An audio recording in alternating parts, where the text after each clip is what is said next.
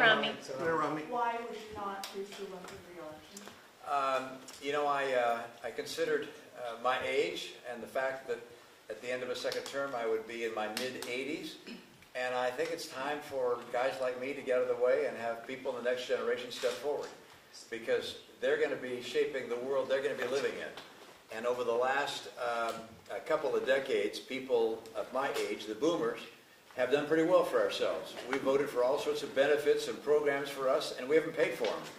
And I think some of the people that are coming along next want to have a say in how we leave the earth and how they prepare for the future they're going to live in. A vocal Trump critic, did you feel like with him likely being on the ballot next year, it would give you trouble running for re-election? You know, there was a recent poll in Utah which had me showing some very strong numbers. I was very pleased to see that. I think the people in Utah don't all agree with me on the posture I took with regards to Donald Trump, but they respect people who vote their conscience, and I appreciate that in my fellow citizens. And I don't have any question in my mind that if I'd have run again, I just don't think that we need another person in their 80s. I'm a little long of tooth already. We don't need more like me. The issues of the day relate to China, climate change, AI, and a lot of guys in their 80s who know how to deal with those issues.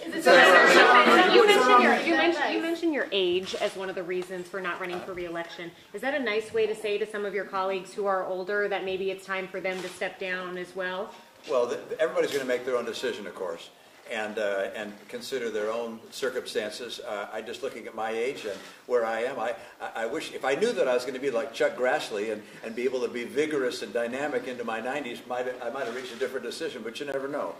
But I do think that the times we're living in really demand the next generation to step up and express their point of view, and to make the decisions that will shape our American politics over the coming century.